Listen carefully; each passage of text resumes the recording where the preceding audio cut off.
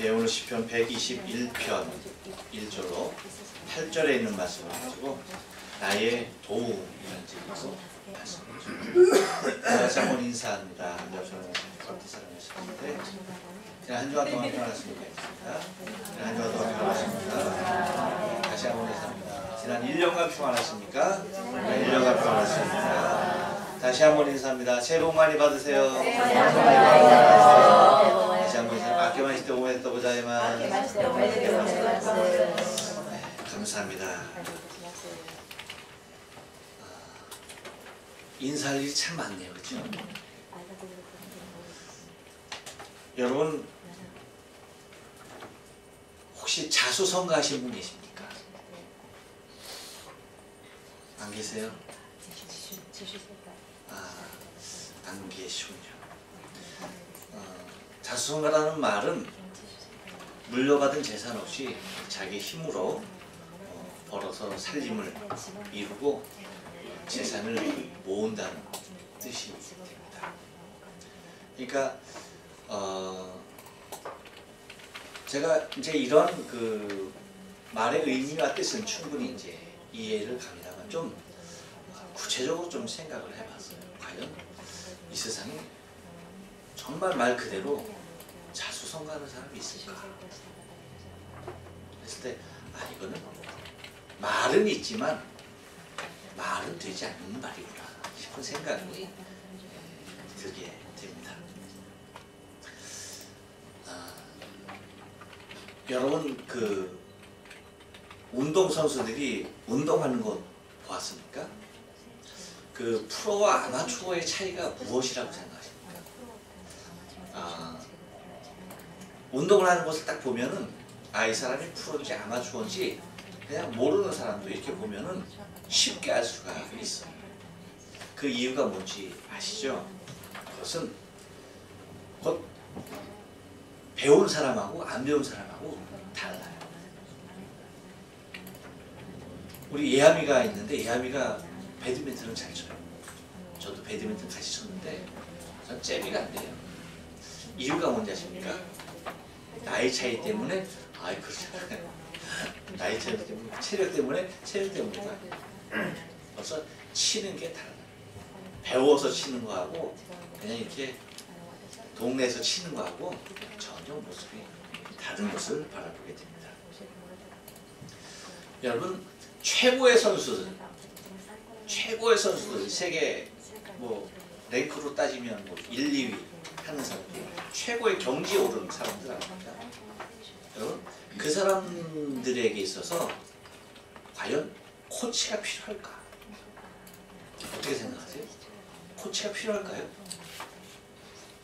우리 그렇게 생각할 수 있어요. 아니 뭐 세계 1위 하는 사람을 코치하는 사람이 있으면 그 사람이 나가면 그 사람이 1위 하는 거 아니야? 그렇죠? 그렇게 단순하게 생각할 수가 있을 것입니다.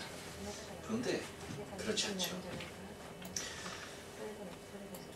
정말 잘 나가고 정말 실력 있는 선수면 선수일수록 그 뒤에는 훌륭한 코치가 자리하고 있다는 사실을 우리는 발견하게 돼요.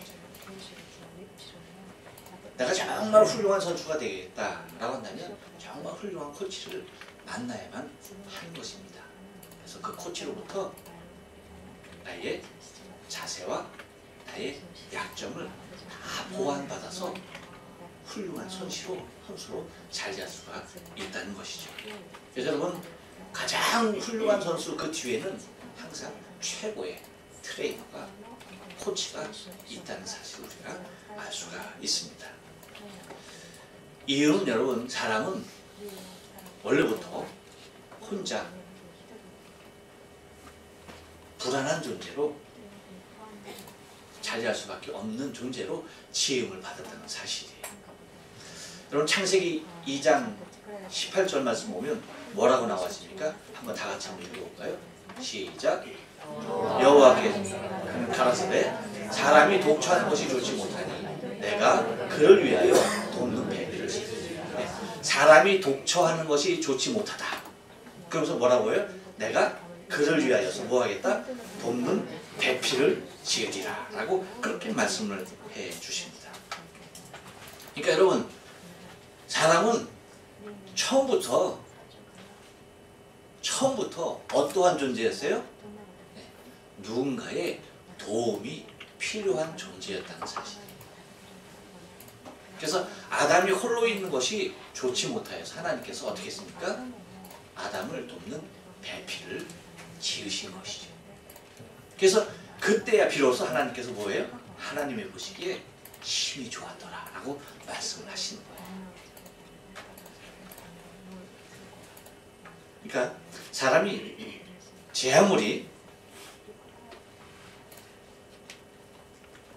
제대로 된 사람이라고 한다면, 그리고 또 제대로 되기 위해서는, 그리고 또 그 제대로 된 것을 뛰어넘어서 위대한 사람이 되기 위해서는 반드시 누군가의 도움이 필요하다는 사실입니다. 아무리 똑똑하고 훌륭해도요, 돕는 사람이 없으면 그 사람은 온전해질 수 없는 것을 바라보게 되어져요. 하지만 반면에 아무리 멍청하고 바보 같더라도 평강공주 만나면 장군이 되더라고요. 그러니까 사람은 제대로 된 도움을 받기만 하면 나의 원래의 모습 그 이상의 훌륭한 모습으로, 아주 뛰어난 모습으로 변화될 수 있는 존재라고 하는 사실을 우리가 발견하게 된다는 것입니다. 다시 말하면 누구의 어떠한 도움을 받느냐가 매우 중요한 것입니다. 누구의 도움을 받느냐, 또한 어떠한 도움을 받느냐. 왜 그럴까요? 인생은 절대적인 도움이 필요한 존재이기 때문입니다. 여러분, 제가 일본에서 20년 이상 일본 사역을 선교할 수 있었던 이유가 뭐일 것 같아요? 뭐일 것 같아요?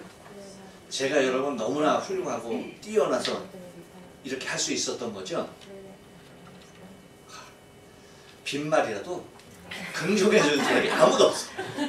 야, 나도 알거든요. 그렇다고 하더라도 좀 가오가 있지. 한번 좀 세워주면 어때? 연초인데. 뭐 내가 365일 얘기하는 것도 아니잖아요. 정말 몇십 년 가다가 한 번 얘기한 건데, 야, 세상에 어쩜 그렇게 센가? 다시 한번 말해요. 여러분, 제가 훌륭했기 때문에 제가 20년 이상 일본에서 살아가고 있는 것입니까? 네. 여러분은 저를 넘어지게 하는 사람이 아니죠. 절대 제 힘까지 했는 거예요.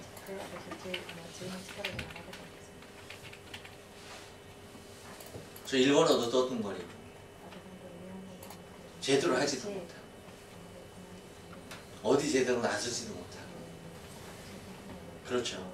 그런데 하나님께서 어디든지 나설 수 있고, 어디든지 가서 말할 수 있고, 나는 말도 못하고 있는데 무슨 말이든지 거침없이 해줄 수 있는, 그렇죠. 돕는 배필이 있었기 때문에 제가 20년 이상 자리할 수 있었던 건 아닙니다. 그렇죠. 근데 솔직히 저뿐이겠습니까? 우리 모두가 그래요. 우리 모두가 나의 모습을 가만히 보면 무엇 때문에 된 겁니까? 나를 돕는 손길이, 나를 돕는 배필이 있었기에 지금의 나된 나가 존재할 수 있었던 사실을 우리는 기억을 해야 하는 것입니다. 그런데 여러분, 도움이 이렇게 사람을 세우는 데 있어서 결정적인 힘이 됨에도 불구하고 도움에 대한 부정적인 생각들이 있는 것을 바라봐야 됩니다. 그래서 도움을 받는 것이 좋지 못하다, 받아서는 안 되는 것으로 인식하는 그러한 그릇된 개념들이 우리에게 있는 것을 바라봐야 되어져요. 또 도움을 받으면 주도적이지 되지 못한다. 그렇기 때문에 도움을 받아서는 안 된다 라고 그렇게 말을 하기도 합니다. 또 도움을 받으면 의존적인 사람이 되기 때문에 안 된다. 그러니까 어떻게 해서든지 아까 처음 말씀드린 대로 자수성가하는 사람이 돼야 된다 라고 그렇게 말을 합니다. 하지만 여러분, 사람은요 홀로 설 수 있는 사람이 아무도 없다는 사실을 알아야 돼요. 여러분, 우리나라 여자 배구 선수 중에 아주 독보적인 존재가 있죠. 김연경 선수라고. 대단하잖아요. 그렇죠? 뭐 아시아를 넘어서 세계 배구계에 거의 간판 스타 노릇을 했어요. 김연경 선수가 아무리 훌륭한 어택이 있어도 진짜 뛰어난 공격력이 있다 하더라도 그럼 뭐예요? 세터가 받쳐주지 않으면 안 되는 거예요. 공을 배급해주는 세터가 공을 제대로 주지 못하면은 아무리 날고 뛰는 선수를 할지라도 자신의 공격력이 발휘됩니까? 안 됩니까? 될 수 없는 거예요. 훌륭한 공격수가 있기 위해서는 뭐가 있어야 됩니까? 훌륭한 세터가 있어야 돼요.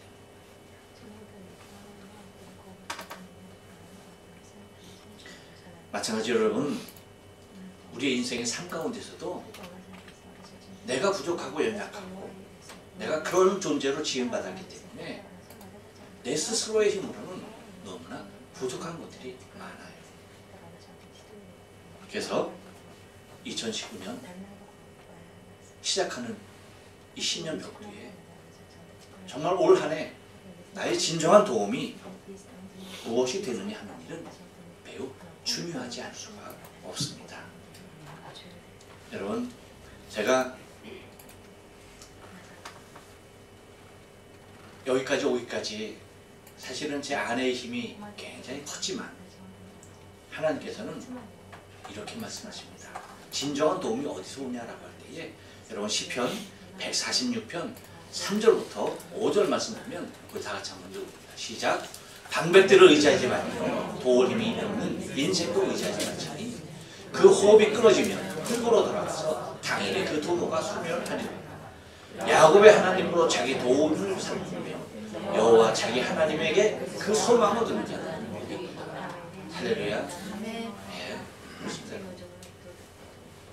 하나님으로 자기의 도움을 받는, 하나님으로 자기의 도움을 찾는 자가 복되다. 하나님께만 온전히 자신의 모든 도움이 있고 하나님이 나의 소망이십니다 라고 그렇게 살아가는 사람이 진정한 복된 자다라고 그렇게 말씀을 하십니다. 그래서 여러분, 오직 우리의 도움은 누가 되어야 합니까? 여호와 하나님이 되어야 되죠. 여호와 하나님. 그래서 오늘 시편 기자가 하는 말대로 내가 눈을 들어 산을 향하여 보는데 나의 도움이 과연 어디서 올까? 그것은 천지를 지으신 여호와 하나님에게서로다 라고 그렇게 말을 하는 것을 우리는 바라보게 됩니다. 여러분, 그래서 오늘 본문에서 보면 지키는 자와 지키신다는 의미를 5절을 통해서 여러분 몇 번 나온지 아십니까? 6번이 나와요. 한번 볼까요? 제가 빨간 글씨로 표시를 해놨어요. 봐요. 지키는 자, 지키는 자, 지키는 자, 그 다음에 지켜, 그 다음에 지키리로다, 지키리로다 라고 그렇게 6번 기록되어 있는 것을 바라보게 됩니다. 이렇게 지킨다라고 하는 의미가 우리로 하여금 얼마나 큰 모습, 그러니까 하나님께서 나를 지키시는 그 모습에 대한 모습을 잘 그려주고 있는 것을 바라보게 됩니다. 그래서 여호와라고 하는 말은 6번이 나오고, 그리고 나라고 하는 3번, 그 다음에 너라고 하는 말이 10번이 나오는 것을 바라보게 됩니다. 그러니까 여기서 보면 내 자신이라는 나라고 하는 존재가 얼마나 많은 곳에서 얼마나 많은 도움이 필요한 존재인가를 우리가 알 수가 있는 거예요. 그런데 그렇게 많은 필요로 하는 나인데 그 필요로 하는 나를 지키시는 분이 여호와 하나님이시라는 사실을 강조하고 있는 것을 바라보게 됩니다. 그 많은 곳에서 많은 순간 속에서 나를 지키시는 자, 나를 돕는 자, 그분이 누구인가 할 때 그분이 바로 여호와 하나님이 되신다라고 말씀해 주는 것을 바라보게 되어져요. 여러분 시편 121편 이 시편 구조를 우리가 좀 유심히 보면은 이상한 모습이 발견되어져요.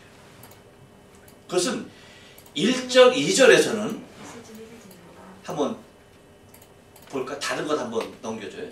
1절, 2절에서는 뭐라고 얘기하는 거니? 주어가 누구로 돼 있습니까? 나로 돼 있어요. 나로. 내가 주어로 돼 있어요. 그런데 3절부터는 주어가 바뀌어요. 어떻게 바뀝니까? 여호와로 바뀌어요.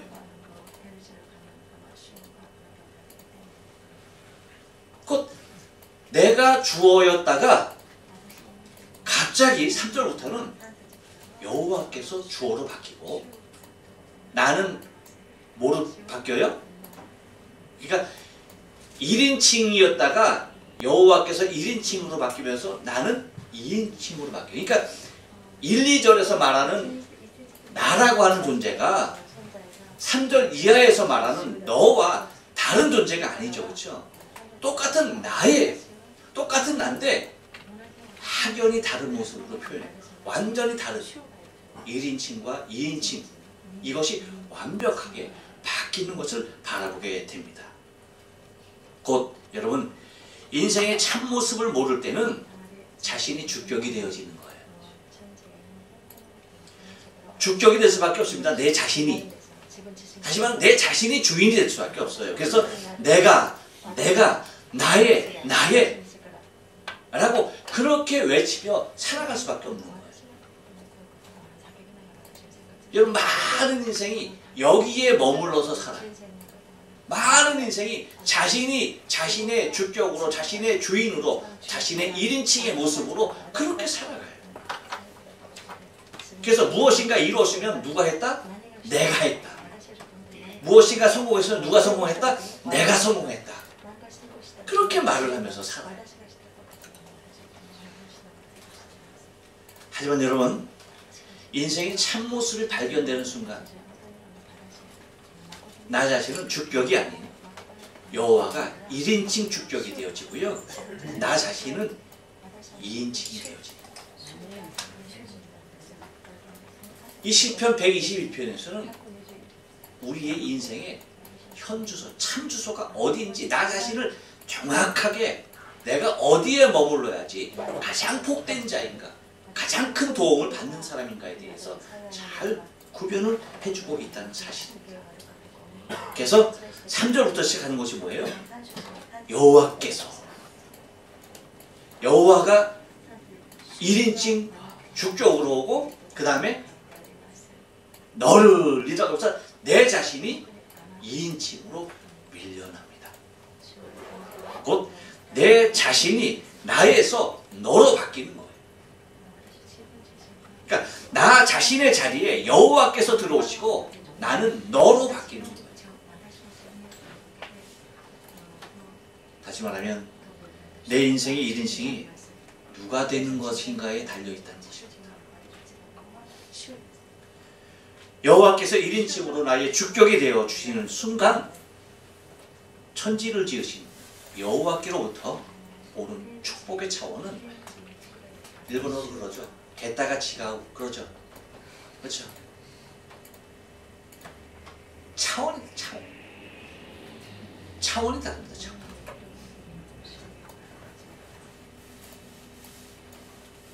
내가 주인이었던 내가 주격이었던 내가 주체였던 삶에서 내 인생의 삶 가운데 주인과 주격이 주님이 되어질 여호와께서 되어질 때에 그 모든 삶의 현상은 이제 내가 아니라 여호와께서라고 말합니다. 내가 한 것이 아니라 여호와께서 하신 것이 되는 거예요. 내 것이 아니라 여호와의 것이 되어지는 거예요. 그래서 내가 나의 주인이 아니라 여호와께서 나의 주인된 모습의 삶을 살아갈 수가 있는 것입니다. 이렇게 되는 순간 우리에게 나타나는 여호와께서 도움을 주시는 5가지의 형태가 있습니다. 그것이 뭡니까? 첫째, 한번 따라서 합니다. 실족지 않습니다. 3절에서 뭐라고 말합니까?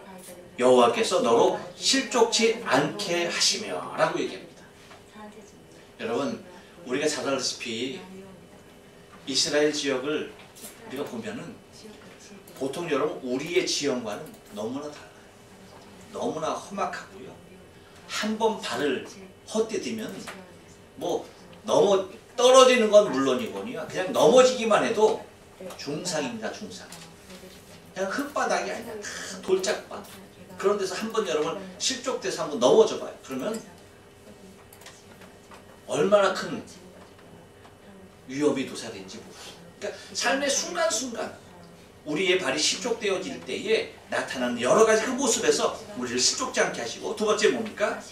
한 번 더 따라서 합니다. 24시간 보호 가운데 있습니다. 예, 4절 말씀 보니까 뭐예요? 이스라엘을 지키는 자는 졸지도 아니하시고 주무시다. 졸지도 않고 주무시다. 그러니까 24시간 보호하시며 지켜주신다는 거예요. 여러분, 우리가 깜빡 조는 동안 일어나는 현상은 이루 말할 수가 없어요. 깜빡 조는 순간 엄청난 일들이 나타나죠. 여러분, 우리가 아이들을 잘 키워봤어요. 아이들 잘 보다가도 한순간 눈 돌리고 잠깐 하는 사이에 뭐 하는 겁니까? 반드시 일을 치르죠. 반드시 일을 치릅니다. 많은 시간 아니에요. 잠깐입니다. 잠깐. 우리가 그래. 우리가 마치 그런 어린아이와 같은 삶이에요. 언제 어릴 때 어떻게 돌변할지 모르는 삶이 우리의 삶이에요. 그런데 하나님께서 어떻게 하신다고요? 졸지도 아니하시고 주무시지도 아니하는 모습으로 우리를 지키시겠다라고 그렇게 말씀해 주시는 것입니다. 또 하나는 한 번 더 따라서 합니다. 상함과 해함을 받지 않습니다. 예, 여러분 5절 6절 말씀을 다 같이 한번 읽어볼까요? 시작.